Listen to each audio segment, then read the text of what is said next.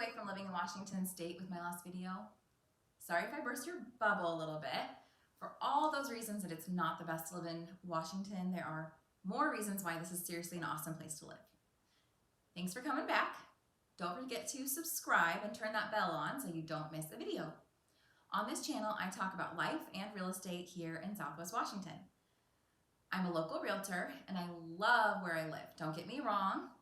During our jury months, I daydream about moving to Arizona just like everybody else. But there are things about Southwest Washington that I wouldn't trade for the world, and you just can't get them anywhere else. So reason number one, of course, no state income tax. I've talked about this before. We are one of 7 states that don't have income tax.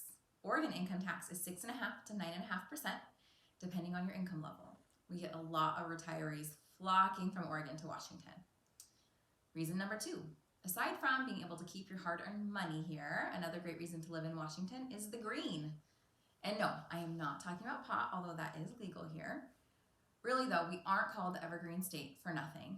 We are just lucky to live in a climate that supports trees, shrubs, grass, everywhere that you look. I'm so used to it, I completely take it for granted. Until I visit somewhere brown and realize just how used to an ugly landscape everyone else is. If you want to see an extremely lush landscape, there are 4 rainforests on the Olympic Peninsula, including the famous Hoh rainforest that gets as much as 14 feet of rain a year. Jeez. Don't worry, most places in Washington only get around 36 to 42 inches of rain a year, not 14 feet. Without a doubt, we live in one of the most beautiful places in the world. Reason number 3, access to mountains. If you are into outdoor sports and don't have a bunch of small children like me, being able to get quickly to the slopes is life-changing. Mount Hood is about an hour and a half away from Vancouver, where you can ski or snowboard at Timberline or Mount Hood Meadows. These 2 resorts are at Hood. Or you can snowshoe, cross-country ski, or just go sledding. I've heard that those alpine sleds are super fun. I haven't had a chance to go do that yet. Mount St. Helens is also about an hour and a half away. It's up north, and this is mostly an attraction for hiking, not so much skiing. I don't think you can ski there. If you want some more adventure, hop in your car and drive to Bend or Sun River down in Oregon to ski at Mount Bachelor. Personally, I think Mount Bachelor is the best for skiing, and Sun River is a blast. They have tons of activities in any season. Reason number 4, access to water. Washington State has over 3,000 miles of coastline. Long Beach, Washington is only 2 hours from Vancouver and is home to the longest beach in the world. Or at least that's what their sign says, but when I looked it up on the internet, they only claim the distinction as the longest beach in the US.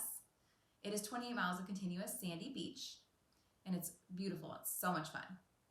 Also here in Vancouver, we have easy access to the river, the Columbia, Vancouver Lake, Battleground Lake, Woodland Lake, and Camas Lake in Camas.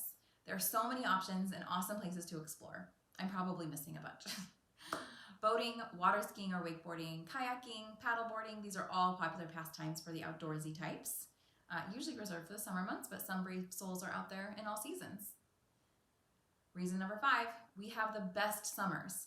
Our dreary months may feel like they never end. And honestly, when the sun is out here, everyone rejoices and they go outside. A few weeks ago, in mid-March, the temperature hit 62 degrees, right? So hot. And my 7-year-old kept saying that it was scorching hot and was trying to drag our kids' pool out of the garage. This is how most kids are in the Pacific Northwest. They are little sun leeches. The moment the sun breaks through, they are outside. And we seriously have bomb summers. It gets hot. And honestly, I feel like everyone makes the most of the warm weather because we know it's going to be gone before we know it. We're going to be back into the cold, dreary, gray months. I'd like to add that it's not a humid heat, it's a dry heat, so you don't feel all like swampy and gross, like in the South.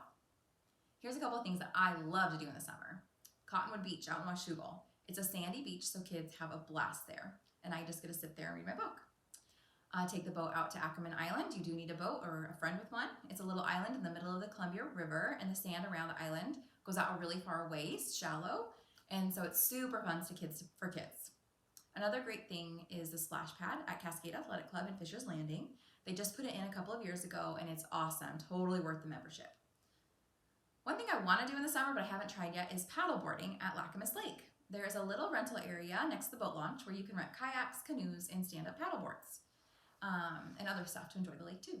If you're up for a day trip, There are 3 national parks within state boundaries: the Olympic National Park, North Cascades, and Mount Rainier.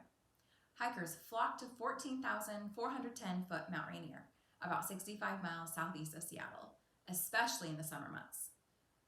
For closer hiking options, there are a bunch of trails along Highway 14 between Washougal and Stevenson, including the most popular Dog Mountain. It's really hard. Or you can cross the river and check out Angel's Rest. Seriously, look how beautiful this view is from the top.